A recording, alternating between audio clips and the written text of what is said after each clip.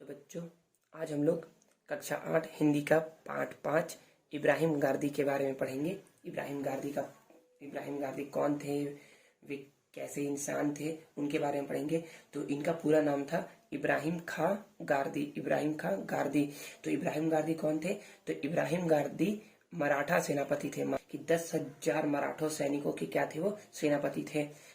सन 1761 में पानीपत के युद्ध में अहमद शाह अब्दाली से मराठे हार गए। मतलब कि 1761 में जब पानीपत का युद्ध हुआ ना, तो उस युद्ध में अहमद शाह अब्दाली से मराठे हार गए। मतलब इब्राहिम गारदी जिस मराठा के सेनापति थे ना, वे हार गए। मराठों का सेनापति इब्राहिम गारदी बंदी हुआ। अब मराठों का जो सेनापति था ना इब्राहिम गारदी, उसे बंदी बना लिया गया। वह अंत तक लड़ता रहा और घायल हो जाने के कारण पकड़ लिया गया। और जब वह लड़ता रहा और लड़ने के बाद जब वो घायल हो गया ना, तो आखिरी में क्या हुआ, उसे पकड़ लिया गया। उस युद्ध में अवध का नवाब शुजा-उद-दौला अहमद शाह अब्दाली की ओर से लड़ा था। शुजा-उद-दौला था ना, जो कि अवध का नवाब था, वो क्या था, अहमद शाह अब्दाली की ओर से लड़ा था। अब्दाली को इब्राहिम के नाम से घृणा थी। जो अहमद शाह अब्दाली था ना, उसको इब्राहिम के नाम से घृणा थी। चूंकि इब्राहिम बंदी था, इसलिए अब्दाली ने इब्राहिम को अपने सामने पेश किए जाने के लिए शुजा-उद-दौला के पास दूत भेजा।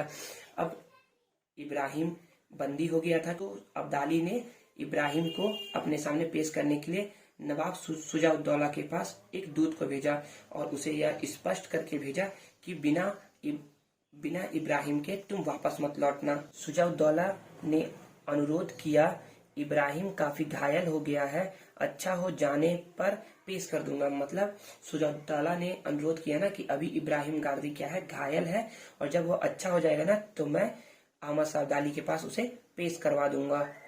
दूत को अहमद शाह अब्दाली ने स्पष्ट बोल करके भेजा था कि बिना इब्राहिम के तुम वापस मत लौटना। तब शुजा-उद-दौला ने फिर दूत से कहा, इब्राहिम मराठों के 10,000 सैनिकों का सेनापति था, इस समय वह घायल पड़ा हुआ है। मतलब शुजा-उद-दौला ने फिर दूत से कहा कि इब्राहिम जो है वो मराठों के 10,000 सैनिकों का क्या था, सेनापति था, इसलिए जब वो ठीक हो जाएगा तब उसे भेज दिया जाएगा।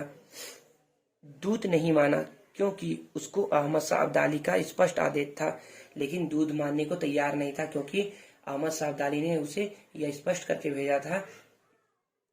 तब शुजा-उद-दौला को उसके आदेश का पालन करना पड़ा। तब अवध के जो नवाब है ना शुजा-उद-दौला, उनको क्या करना पड़ा, उनके आदेश का पालन करना पड़ा। अहमद शाह के सामने इब्राहिम गारदी को लाया जाता है। अहमद शाह ने पूछा, तुम मराठों की 10,000 पलटनों के जनरल थे? तो इब्राहिम ने उत्तर दिया, हाँ था। पहले तुम फ्रांसीसियों के नौकर थे? तो फिर से इब्राहिम ने उत्तर दिया, जी हाँ। फिर हैदराबाद के निजाम के यहाँ नौकर हुए? तो इब्राहिम ने फिर कहा, जी हाँ। तुमने निजाम की नौकरी क्यों छोड़ दी? तो इब्राहिम ने कहा, क्योंकि निजाम के रवैये को मैंने अपने वसूल के खिलाफ पाया। तुमने फिरंगी जबान भी पढ़ी है? तब इब्राहिम ने फिर कहा, जी हाँ। तो ये सब बातें कौन पूछ रहा था? ये सब बातें अहमद शाह अब्दाली पूछ रहे थे इब्राहिम से। मुसलमान होकर फिरंगी जबान पढ़ी, फिर मराठों की नौकरी की। खैर, अब जो कुछ तुमने किया है उस पर तुमको तौबा करनी चाहिए। तौबा मतलब कि उस पर तुमको पश्चाताप करना चाहिए। तो तुमको शर्म आनी चाहिए। ऐसा जो है ना, वो अहमद शाह अब्दाली ने इब्राहिम गारदी से कहा। घाव की परवाह न करते हुए इब्राहिम बोला। इब्राहिम अपने घावों को नजरअंदाज करते हुए कहता है, तौबा और शर्म, आप क्या कहते हैं अफगान शाह? आपके देश में अपने मुल्क से मोहब्बत करने और उस पर जान देने वालों को क्या तौबा करनी चाहिए? तब इब्राहिम कहते हैं ना कि क्या आपके मुल्क से जो मोहब्बत करते हैं और अपने मुल्क के लिए जो जान दे देते हैं ना, क्या उन पर उनको पश्चाताप करना चाहिए? इतनी बड़ी फतह के बाद मैं गुस्से को अपने पास नहीं आने देना चाहता। तो ये किसने कहा? यह कहा गया अहमद शाह अब्दाली के द्वारा कि इतना बड़ा युद्ध हुआ है ना, अब मैं अपने अंदर अपने गुस्से को नहीं आने देना चाहता। मुझे ताज्जुब है, मुसलमान होकर तुमने अपनी जिंदगी को इस तरह बिगाड़ा। तो अहमद शाह कहते हैं कि मुझे ताज्जुब हो रहा है कि तुम मुसलमान होकर भी अपनी जो जिंदगी है उसको इस तरीके से बिगाड़ा है। इस पर इब्राहिम कहता है कि तब आप यह नहीं जानते कि मुसलमान कहते किसको हैं। तब इब्राहिम बोलता है ना कि जब आपको ऐसा लगता है ना तब आप मुसलमान के बारे में जानते ही नहीं हैं। जो अपने मुल्क के साथ गद्दारी करे, जो अपने मुल्क को बर्बाद करने वाले परदेशियों का साथ दे, वह मुसलमान नहीं। तो तब इब्राहिम कहता है कि जो व्यक्ति अपने मुल्क से गद्दारी करे और जो अपने मुल्क को बर्बाद करने के लिए विदेशियों का साथ देना, वह मुसलमान तो बिल्कुल भी नहीं हो सकता। फिर अब्दाली ने पूछा, क्या तुम नमाज पढ़ते हो? तब इब्राहिम ने जवाब दिया, हमेशा पांचों वक्त, मतलब कि हमेशा दिन में 5 बार। अहमद शाह फिर बोला, फिरंगी या मराठी जबान में नमाज पढ़ते हो? तब इब्राहिम ने जवाब दिया, क्या जवाब दिया? इब्राहिम ने घावों की पीड़ा दबाते हुए कहा, खुदा अरबी, फारसी या पश्तो जबान कोई समझता है क्या? मतलब क्या खुदा केवल अरबी, फारसी या पश्तो जबान की भाषा जानता है? वह मराठी या फ्रांसीसी नहीं जानता? क्या वह मराठी या फ्रांसीसी नहीं जानता? क्या खुदा राम नहीं है? और क्या राम और रहीम अलग अलग है? अहमद शाह का चेहरा क्रोध से तमतमा उठा। अहमद शाह का चेहरा है वो गुस्से से लाल हो उठा। बोला, क्या कुर्फ बकता है? कुर्फ मतलब कि जो कि नास्तिक हो, मतलब जो उसके फेवर में बात ना कर रहा हो ना, जो तौबा करो नहीं तो टुकड़े टुकड़े कर दिए जाओगे। तौबा करो मतलब कि पश्चाताप करो, नहीं तो तुम्हारे टुकड़े टुकड़े कर दिए जाएंगे। तब इब्राहिम ने कहा, मेरे इस तन के तो टुकड़े हो जाएंगे लेकिन रूह के टुकड़े तो नहीं होंगे। मतलब कि तब इब्राहिम कहता है कि तुम मेरे इस तन के तो टुकड़े कर दोगे लेकिन तुम मेरे रूह के टुकड़े तो नहीं कर पाओगे। इब्राहिम ने शांत किंतु दृढ़ स्वर में कहा, मतलब कि वह धीरे बोला लेकिन जो उसकी बातों में गहराई थी ना वो अहमद शाह को पता चली। घायल इब्राहिम के ठंडे स्वर से अहमद शाह की क्रूरता में कुछ कमी हुई। इब्राहिम के इस वाक्य को सुनकर ना अहमद शाह का क्रोध कुछ थोड़ा सा कम हुआ। एक क्षण सोचने के बाद बोला, अच्छा, हम तुमको तौबा करने के लिए वक्त देते हैं। तब अहमद शाह ने कहा कि तुमको हम पश्चाताप करने के लिए कुछ वक्त देते हैं।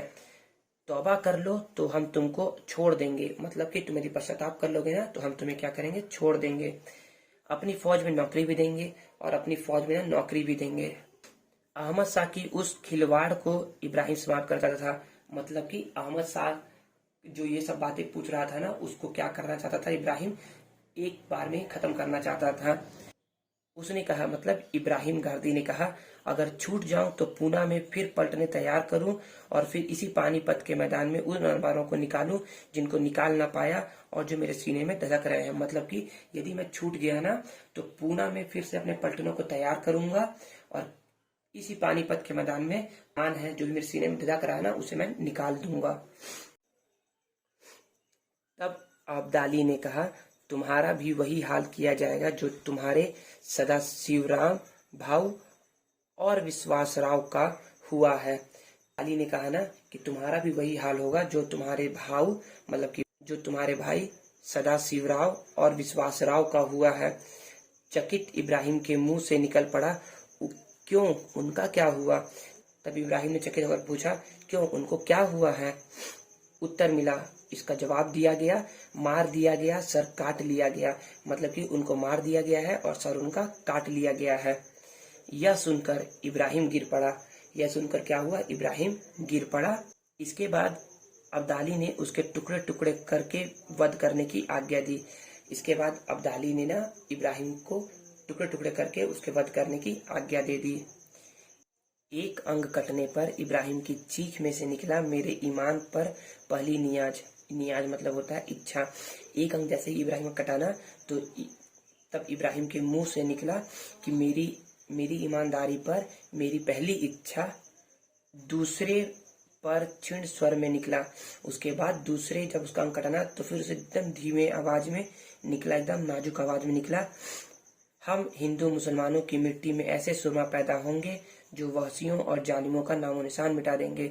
मतलब इब्राहिम के मुंह से निकला कि हम हिंदू और मुस्लिमों की मिट्टी में ना ऐसे सुरमा पैदा होंगे जो क्या करेंगे, वहशियों और जालिमों का नामो निशान मिटा देंगे।